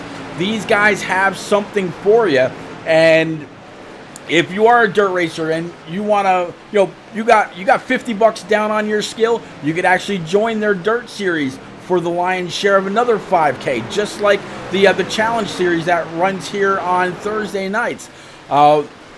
This is race number 2 of an 18-week season, and at the end, somebody's going to win their lion's share of $5,000, and it's paid out up until P15. So with 25 guys out here, just imagine at the end of this race, 15 guys getting paid out and 10 not really getting much of anything, except maybe a lesson to say that they got to push just a little bit more to move on up for the next season. Talk about guys pushing. Look at Gabe Ellison now up to P number 3 on the bottom side underneath the deuce of Neil Quick going into 1. Kurt, he's got the spot. Yeah, and I mean, I'm not, like I said, I'm not super surprised that they're able to go up here and do this, but I don't know. I still don't think he gets to Kevin. We got 13 laps to go, Pete. The 27 has made up a ton of positions. I just think at this point his tires are equaling out. He's on a 30-lap run. The rest of the guys he's got in front of him are on 41 coming, and the lap times just doesn't show it. He just ran a 31.8. Yes, he was passing Neil Quick. Prior to that, he ran a 31.6. The leader ran a 31.6. So I don't know if he gets to him. It might get to the 3. I just don't know if the 3 moves or to that position. I mean, his driver bio is Earnhardt. His driver's helmet is Earnhardt. I think just like Earnhardt, he makes that truck bumper 3 lanes wide and pulls the block. Or he says, "Hey man, you caught me. Go on, go get him." As I continue to hear him downshifting from 4th down to 3rd, 4th again, coming off the corner. But yeah, right now he's all over the back end of that 3, just now getting underneath the 14 of Kyle Pendergraft, last week's Daytona winner. I really think this is Kevin's to lose. I think he's got enough. He can hold the bottom.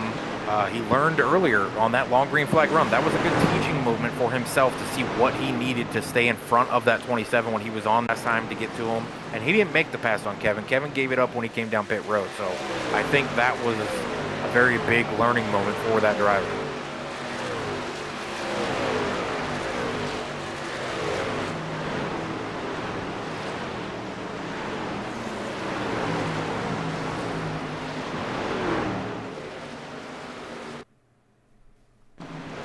If you are talking, we are on mute. Yep, sorry about that. I didn't want to cough in everybody's ears. Sorry about that. No, so again, that is that's the battle right there for P number 2. Can a 27 get underneath the 3? I think maybe the 3 might have lit the wick because he's just flat staying right where he is. 8 laps to go, so we are in the single digits. Here for race number 2 from Nashville. It's been presented by the IROC Challenge Series, the Spartan Transportation LLC Trucking Company, as well as R&R Racewear and the Hot Dog Stand Podcast.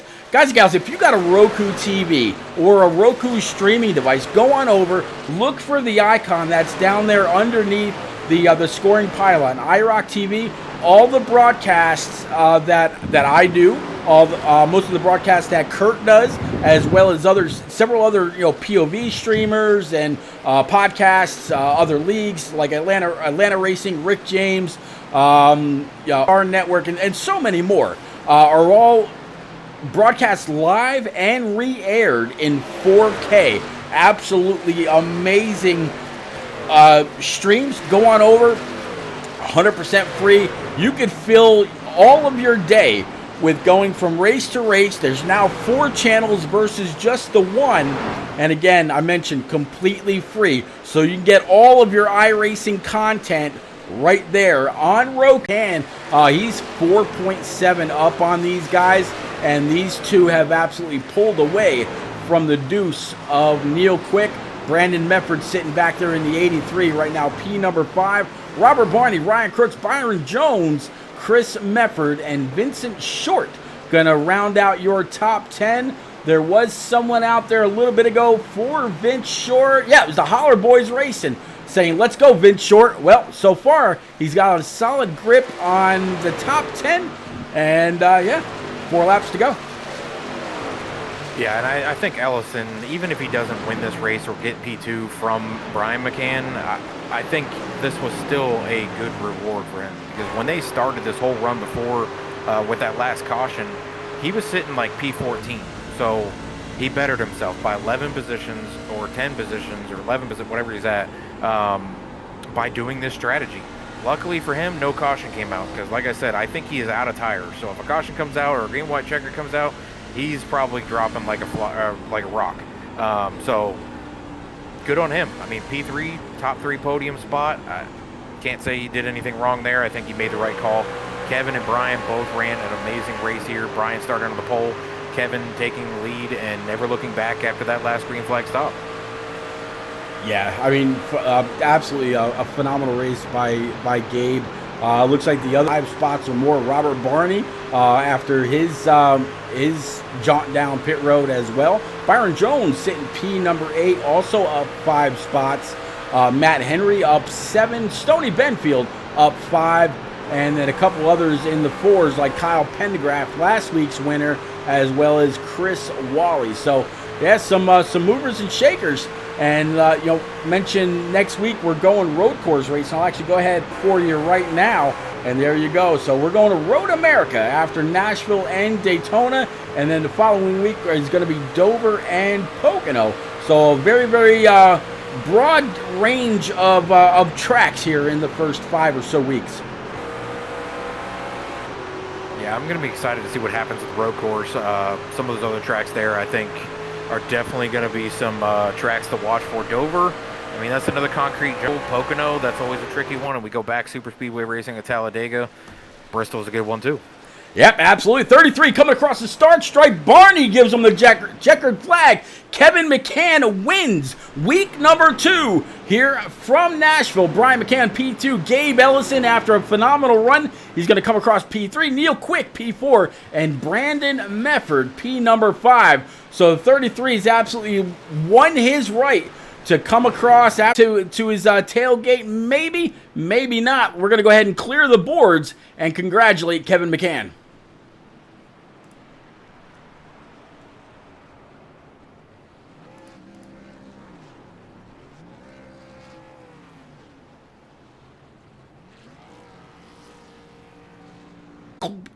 Keep close to Brian as he just standing there and watching his brother enjoy his victory.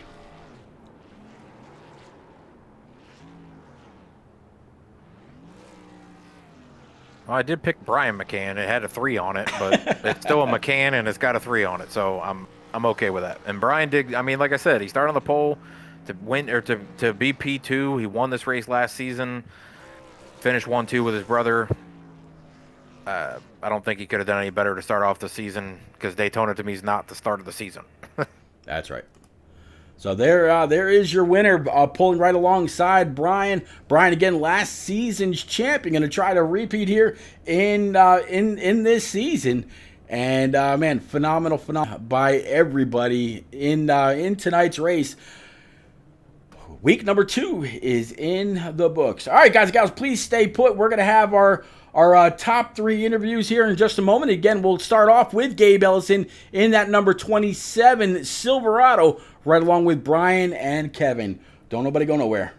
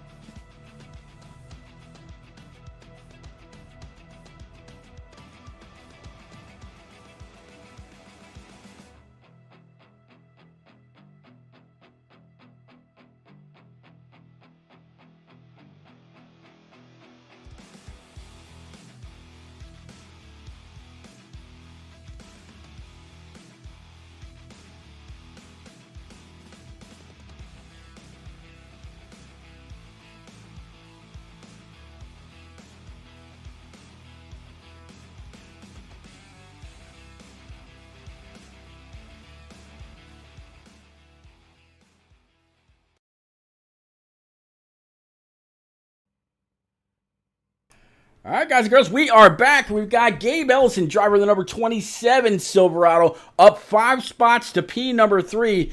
Gabe, after some great strategy, Kurt was saying how some guys were kind of binging and weaving to go down pit road on that last caution, and you and one other did go down. I believe it was Barney, did go down. You grabbed 4 brand new Eagle Feel Goods. You went ahead and topped it off, and that gave you all kinds of blistering speed to work your way through the field, and you later on had to pit out of sequence with the leaders again. I believe you pit about 10 to 15 laps later than they did. We're able to work. Phenomenal run. Walk us through your race, please.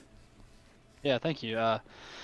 Yeah, I mean, it was I was really in between if I should stay out or not on that first stop, and you looked like everyone was going to come, and they pulled off, and I kind of made the quick decision to pit.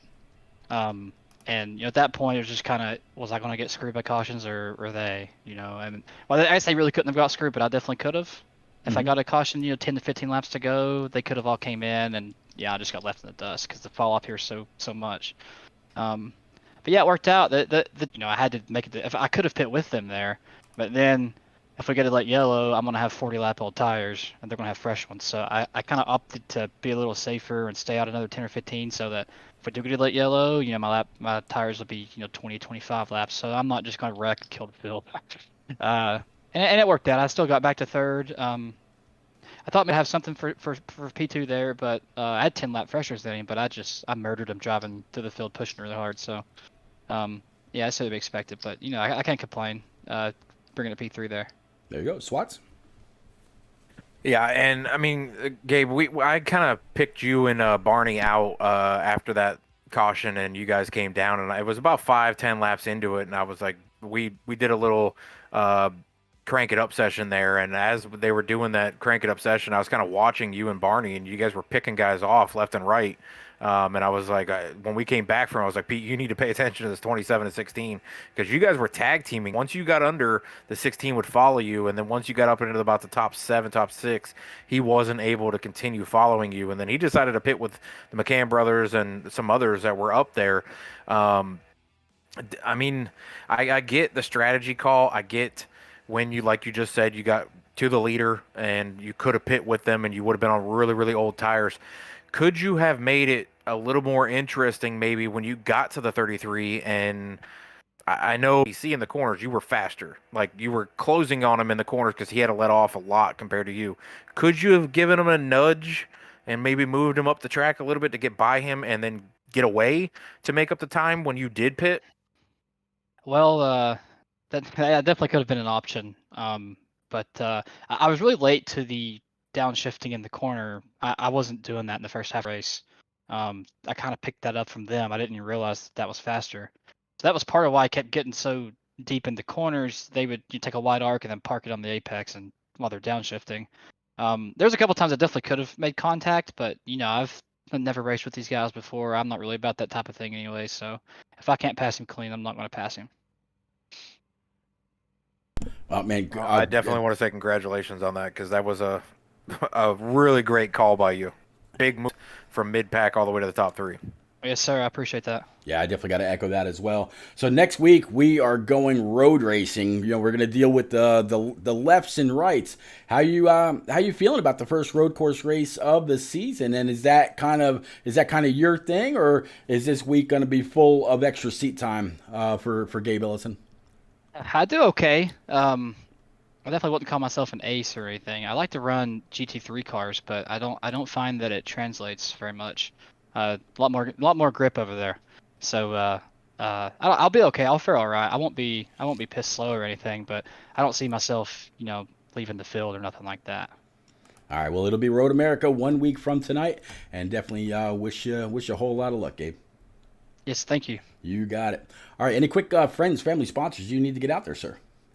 Yeah, just huge shout to everybody over at Eon Motorsports for hooking me up in the league here. Really appreciate that. Eon. And then huge thanks to all you guys for putting the league on, putting the broadcast on. I've really enjoyed it so far.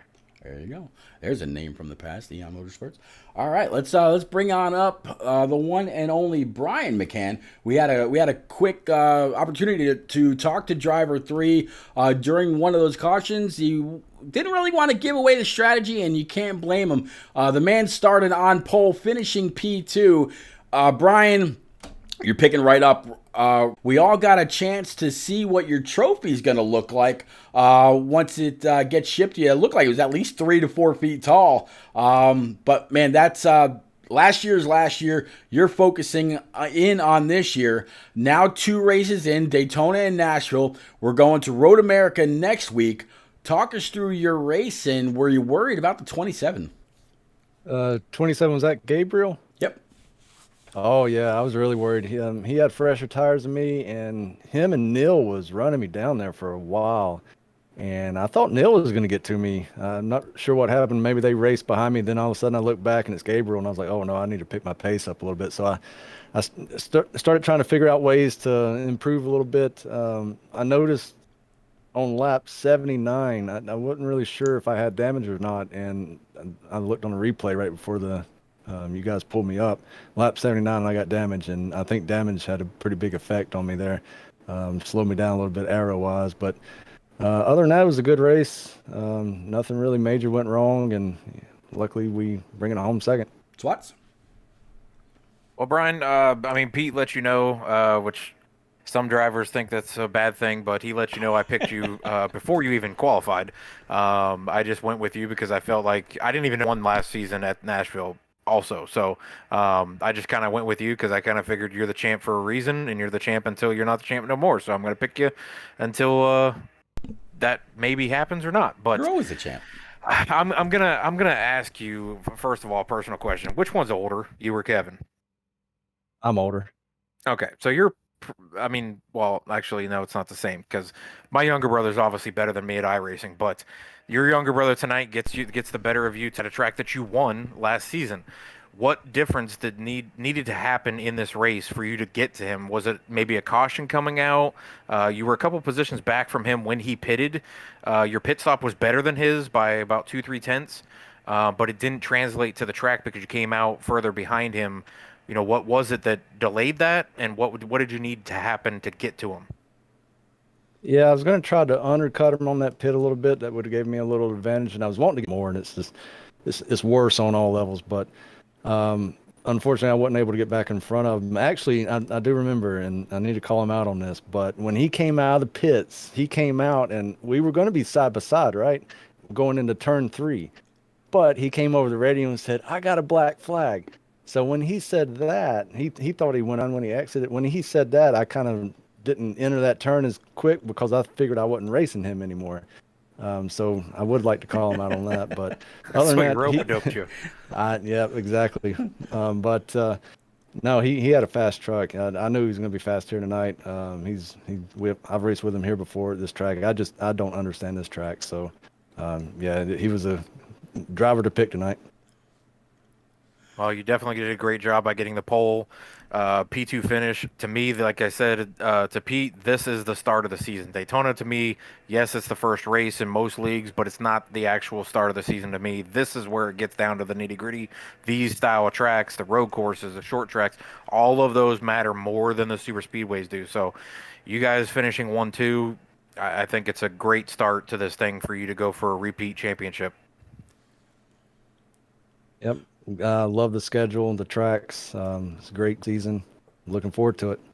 All right, Brian. Again, I got to echo that as well, just like with Gabe. Congratulations on the second step on the podium. Any quick friends, family, sponsors you need to get out, sir? Yeah, I'd just like to thank my wife, my family, everybody watching tonight, you guys for doing the broadcast, the league admins, and our sponsors that make all this happen. Thank you.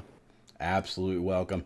All right, Swats, we got to bring him up. Driver 33, younger brother of Brian, up one spot. So it was the Noel McCann front row.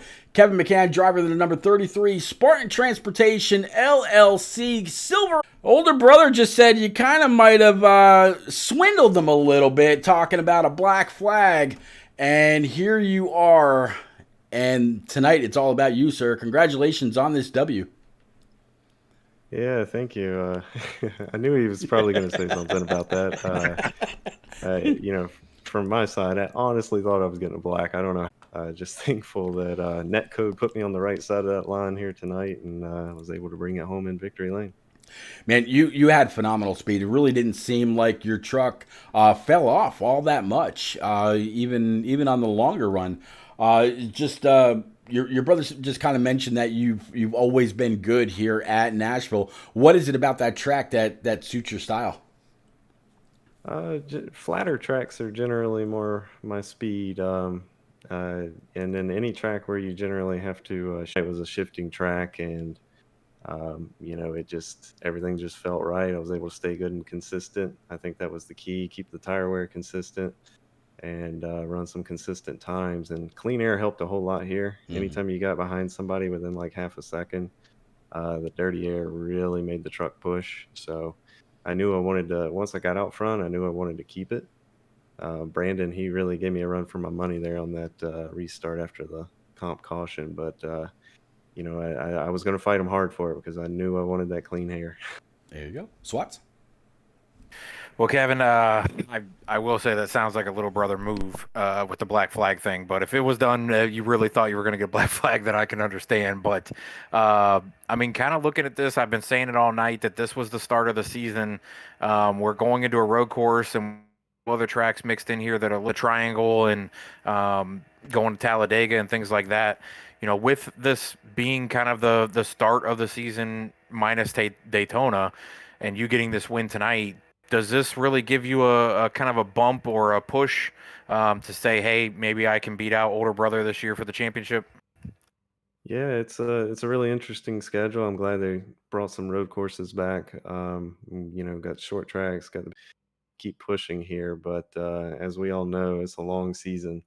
And Brian, if there's one thing he's usually better at than me, it's about being consistent and consistently getting those top five. So I've got some work to do around that. I definitely want the wins, but I've also got to play the points game eventually if I want to get a championship. So that's what I got to work. It's this too, because I seen the post today. Does your setup look like your brother's, or does he have a better setup than you? I think his is slightly better than mine, but we pretty much run the same equipment as far as steering wheel and pedals. So he's got a little bit of a fancier rig than I do, but it didn't work for him tonight, that's for sure. Oh, see, I knew there was of them racing together when they did. So I'm excited to see what you two can do, and if maybe we've got a back and forth here. And if Brian won the first season and maybe you win the second season, that starts the rivalry even more. So congratulations on tonight's win, and look forward to seeing what you can do the rest of the season, and maybe bring home that championship back to the McCanns again. Appreciate it.